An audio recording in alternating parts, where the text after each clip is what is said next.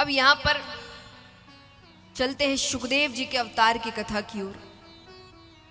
सुखदेव जी के अवतार की कथा अलग अलग शास्त्रों में अलग अलग ढंग से बताई गई है, पर दंत कथा के अनुसार एक बार ब्रह्मा जी ने एक सभा का आयोजन किया। उसमें सब देवी देवता, यक्ष, गंधर्व, किन्नर, ऋषिगण सभी आते हैं।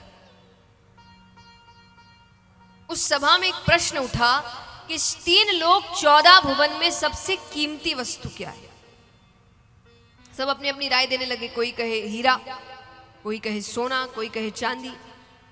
तो ऋषिगण भी बैठे थे। उन्होंने कहा कि ये तो बहुतों के पास मिलेगी, यहां भी होगी। सोने की वस्तु किस किस के पास है, हाथ उठाना। आधे से ज्यादा लोग इधर उधर देख रहे हैं। कितना है नहीं पूछूंगी, है कि नहीं बस ये बताइए।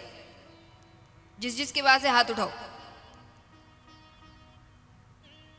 अब इतनों के पास है तो जो सबके पास वो सबसे कीमती कैसे हुआ, है ना। तो ऋषिगण भी यही कह रहे हैं कि ये चीजें तो बहुतों के पास मिलेगी, ये सबसे कीमती कैसे है। तो बोले फिर क्या है। तो अगर सबसे कीमती कुछ है तो वो है प्रेम।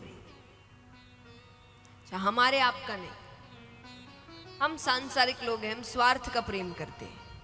आज इससे, कल उससे, कल किसी और से। और लोग छोड़िए, हम तो भगवान से भी स्वार्थ का प्रेम करते हैं। हम इतने स्वार्थी हैं कि भगवान एक काम ना करे हमारा तो हम भगवान बदल ले, इतने स्वार्थी हैं। तो हमारे आपका प्रेम नहीं, निस्वार्थ प्रेम, जिस प्रेम में कोई स्वार्थ नहीं है। स्वार्थ का प्रेम प्रेम तभी तक होगा जब तक स्वार्थ खत्म नहीं हो जाता। जिस दिन स्वार्थ खत्म हुआ उस दिन प्रेम भी। तो ऐसा प्रेम सबसे ऊपर नहीं है। जिस प्रेम में कोई स्वार्थ ही नहीं है वो दुनिया में सबसे ऊपर है। तो ऋषिगण कहते हैं कि प्रेम, तो बोले ये कहां मिलेगा, किसी के पास तो होना चाहिए जिससे प्रेरणा मिले। फिर सब अपनी अपनी राय देने लगे। तो कोई कहे हो ना हो, ब्रह्मा ब्रह्माणी के पास तो होगा। बोले वहां भी उतना प्रेम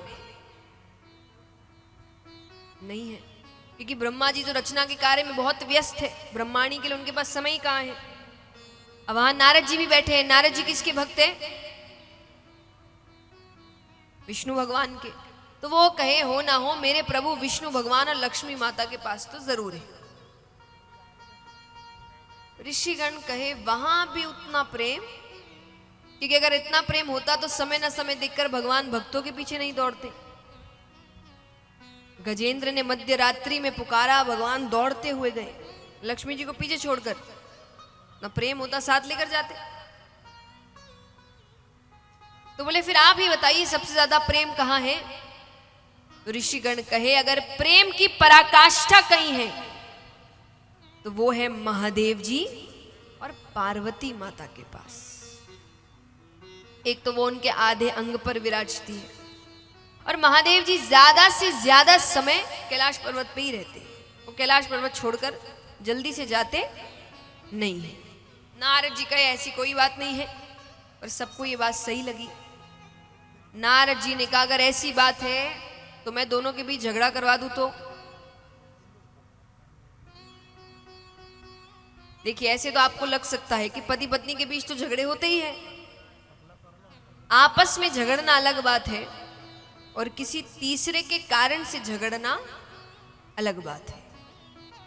अगर कोई तीसरा आके आपके बीच झगड़ा करवा कर चला जाए, इसका मतलब प्रेम में अभी कमी है। तो नारद जी ने कहा मैं झगड़ा करवा दूं। तो बोले तब की तब देखी जाएगी। अब यहां पर नारद जी रोजाना जाए, पर दोनों को साथ बैठा देख वापस आ जाए। अब एक दिन संयोग से भोले बाबा कहीं गए हुए थे। तो नारद जी आते हैं, प्रणाम करते हैं।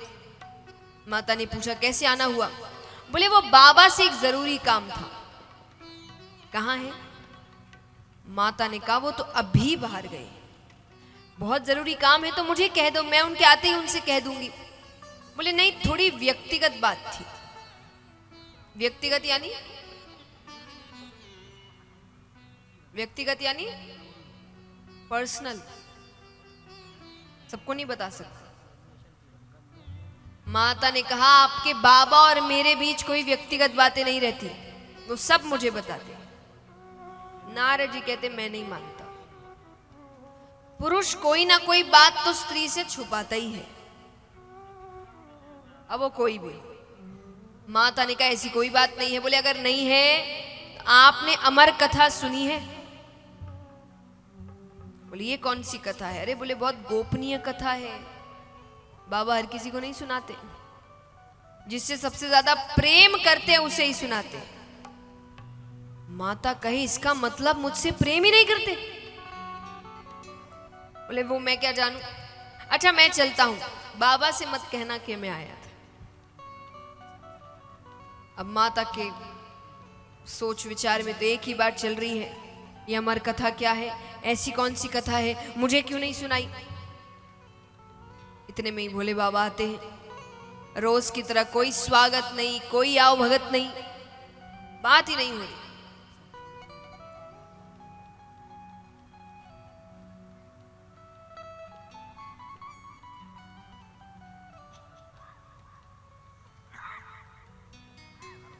तो कुछ बात ही नहीं हो रही। अब भोले बाबा यहां बात करने की कोशिश कर रहे हैं। भोले बाबा ने पूछा कि अरे गणेश कार्तिक कहाँ हैं? माता कहे गए होंगे कहीं, मुझे क्या पता, दिन भर अपने पास रखूं। और ऐसे भी भोले बाबा और पार्वती माता की भी जैसे झगड़े ज्यादा होते नहीं हैं, पर जो होते हैं वो सब इतने सुंदर रूप से होते हैं कि उनकी अपनी अपनी एक कथा बन जाती है।